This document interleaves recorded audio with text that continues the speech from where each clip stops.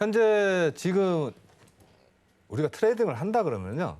현재 포지션 값에서는 여러분들이 내가 매수를 잡아야 되나 매도를 잡아야 되나 고민을 해야 돼요. 네. 근데 지금 자리에서는 나는 안 할래가 맞습니다.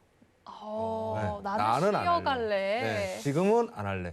내가 만일에 매수를 한다 그랬으면 미장 전에 그리고 발표 시전에 한번 매수를 탁 잡고 오늘은 나는 죽어도 그냥 매수로 죽을래. 무조건 갑니다. 나는 사나이는 매수야 이러면서 달려야 되는 차트였고요. 그럼 현재에서는 이제 제가 봤던 차트 값이 차트를 제가 보여드리면 60분 차트입니다. 60분 차트. 제가 오늘 고점에 저항대를 잡은 게 13,745포인트에 3포인트 값. 저는 추세에서 매매를 하다 보니까 큰 방향에서의 추세 값을 본 거예요. 그리고 나서 지금 보시다시피 여러분들이 보다시피 현재 크게 차트는 제가 여러분들 교육을 할 때 제가 항상 교육을 말씀드릴 때 차트는 크게 봐라라고 말씀을 드립니다. 차트는 크게 봐라, 넓게 봐라. 과거에 어떻게 움직여 왔느냐가 중요하다. 물론 과거에 항상 그 자리가 지금의 나한테 어떤 영향을 미칠 것이다라고 확신을 가질 수는 없겠으나 지금까지 준비해왔던, 지금까지 이루어왔던 역사적인 과거를 봤을 때 뭐든지 뒤에 예전에 어떻게 움직여 왔느냐가 앞으로의 또 방향성을 제시를 해주는 경우가 많거든요. 차트도 똑같습니다. 차트도 기술적 분석이라고 말씀드리면 지금 현재 차트 값은 저항대에 맞물려 있는 포지션에서 저항대다라고 우리는 표현을 한단 말이에요. 지금 현재 자리가 돌파를 하느냐 마느냐. 그렇기 때문에 내가 지금 굳이 여러분들이 매수를 잡고 싶다, 따라가고 싶다 그러면 최소한 13,750포인트 위에서 상회할 때 그때 한 번 더 들어가시는 걸 제가 적극 추천해드리고요. 그렇지 않다 그러면 12시봉, 1시간 이후에 간망세로 유지하다가 1시간 이후 지나고 나서 수렴을 줍니다. 모든 차트는 확장 이후 수렴을 줘요. 확장이 움직이고 나서 수렴을 보고 나서 다시 방향을 잡을 때 눌림이라는 것도 있고 그리고 올라갔으면 여러분 우리도 그렇잖아요. 올라가면 내려올 때도 있고 산에 등산을 가면 올라갔던 쉬었다 또 내려올 때도 있고 그렇기 때문에 항상 롤링을 주기 때문에 지금은 여러분들이 매매를 한다 그러면 무조건 간망을 하시고 굳이 매매를 하신다 그러면 충분한 수렴, 행보를 치겠죠. 이렇게 움직임을 줄 겁니다. 그리고 나서 밑으로 빠진다 그럴 때 여러분들 또 제가 또 기술적 분석인 거는 또 한 번 더 설명을 드릴 거예요. 어떻게 잡아야 되겠느냐, 어느 포인트에서 잡아야 되느냐에 대해서는 여러분들 포지션 값을 제가 설명을 드리고 나서 다시 말씀을 드릴 겁니다. 그렇기 때문에 지금은 수렴으로 간망하시는 게 옳다. 그러나 대추세, 중장기로 보시겠다 그러면 아직은 매수로 계속 가져가라라고 저는 말씀드리고 싶습니다. 네. 네, 일단 13,750포인트 위에서 상회할 때 매수로 들어가시고요. 그 전까지는 조금 조심하라고 알려주셨어요. 해설위원님 같은 의견이실까요? 일단은 맞선님께서 얘기하시는 거 간단하게 좀 정리를 하자면은 지금 상승에 대한 기반이 너무 강하고 네. 위치값이 이제 고점 랠리에 대한 부담감이 있기 때문에 차트에 어떤 수렴하는 모습을 보인다면 그때 다시 재매수로 보이자 이런 표현 같은데 저 일단 솔직하게 얘기해 드릴게요. 표현이 너무 어렵습니다. 그래요? 네, 표현이 너무 어려워요. 차트에서 어떤 모습을 보여야 돼요? 쉽게 얘기하면. 자, 쉽게 얘기하면 다 차트 한번 네. 다시 설명드릴게요. 저는 파동이라는 게 있어요. 파동이라는 게 있기 때문에 현재 200틱에서 저는 시간봉과 틱 차트, 틱 차트는 제가 저번에 한번 설명드렸어요. 여러분들한테 거래량이다. 지금 현재 차트가 거래량이 폭발했다라고 우리는 표현을 하죠. 큰 파동을 치고 이렇게 큰 상승세를 주었는데 상승세를 주고 추세라는 게 있습니다. 추세를 밑에서 올라왔던 추세를 한 번 이탈하고 다시 되돌림에 한 번 더 맞고 수렴을 주고 있어요. 여러분들이 보다시피 고점을 못 넘기는 수렴을 주고 있다. 이것은 무엇을 얘기하느냐? 나는 한 번 크게 움직였으니 쉬어가겠다라고 말을 하고 있는 거다라고 우리는 표현을 이해를 하거든요. 그렇다면 지금은 굳이 우리가 매매를 한다 그러면 고점이다. 이제 오늘은 지금 단기 추세의 고점이라고 얘기를 하는 거예요. 그렇기 때문에 여러분들이 내가 매도를 잡고 수익으로 다시 내려가는 파동을 내가 수익을 낼 자신이 없다 그러면 간망해야 된다고 말씀을 드리는 거예요. 큰 추세는 현재 매수로 큰 파동을 치고 올라가고 있고 올라가던 파동 값이 현재 눌림을 받았다. 매물량이 많이 쌓였다는 거예요. 그러니까 주식 하시는 분들은 무슨 표현을 하자 그러면 매물이 위에 많이 쌓였다. 많이 쌓였기 때문에 쉬어가야 된다. 그런 표현을 지금 주고 있는 거다라고 제가 설명을 드릴 수가 있습니다. 지금이 눌린 구간이라는 말씀이신가요? 그렇죠. 수렴을 주고 이제 눌려야 된다라고 저는 표현을 하고 있고 이 이상은 저는 매수를 보지 않는다라고 저는 표현을 해요. 여기까지 오늘의 고점은 여기까지. 왜?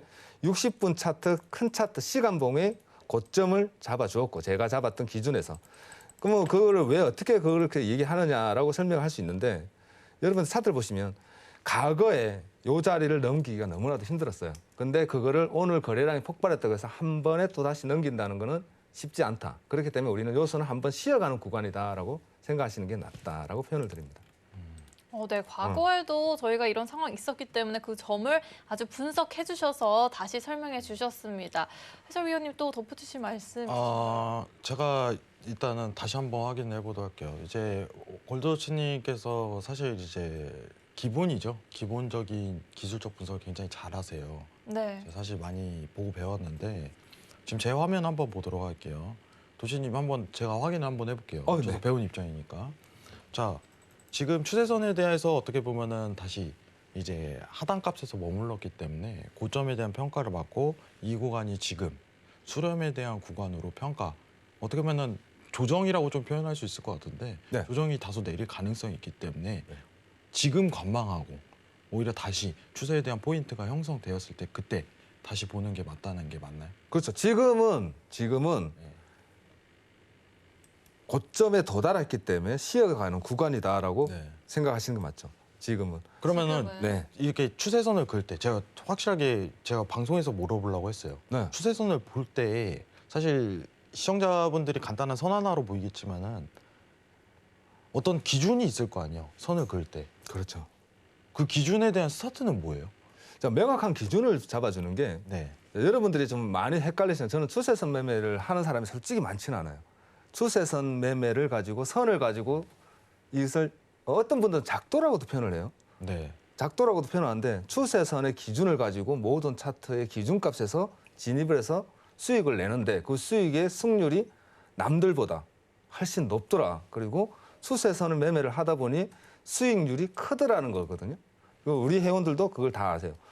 아니 선을 긋고 그 선에 탁 도착하면 그 선에 맞으면 지지를 받고 저항에 맞추면 추세가 올라가든 급등하던 것들이 톡 부러지고 내려가던 애들이 반등을 쳐주더라는 거예요. 그럼 그 기준을 뭐냐라고 물어봅니다. 저는 그 기준을 포인트 값이라고 말씀드려요. 포인트 값. 1차 좀 쉽게 시간이 좀 길지는 않으니까 제가 저희 이제 노란톡에 들어오시면 기초부터 자세히 설명을 드리는데 너무 지금은 시간이 짧잖아요. 그러니까 짧게 여러분들 설명을 드린다 그러면 3포인트 값이라고 말씀을 드립니다. 첫 번째와 두 번째, 세 번째 값은 돌파하기 힘들다. 이게 무슨 말이냐?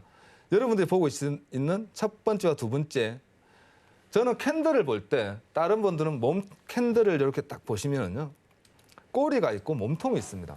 근데 저는 저 같은 경우는 캔들의 꼬리와 꼬리가시의 전체가 하나의 몸통이라고 이해를 해요.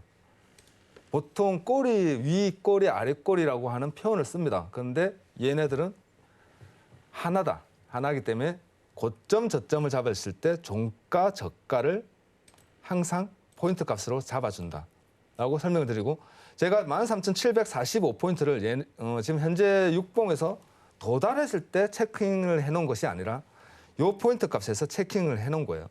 그렇기 때문에 그 자리에 딱 왔을 때 무엇이 같이 연결되었다? 추세선과 같은 교합점으로 강한 저항대를 이루어줬다는 겁니다. 그렇다면 이 추세선이 갖고 있는 의미는 무엇이냐?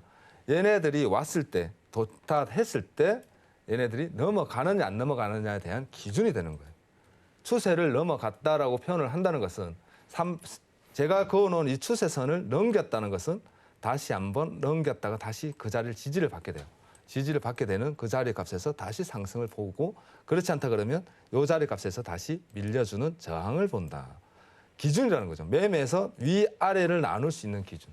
그 기준을 잡는 걸 추세선으로 한번 다시 확인하고 그 추세선에서 캔들값과 과거의 자리들을 다시 분석을 해서 뭐 추세선 매매한다고 그래서 여러분들이 오해하는 게 있어요.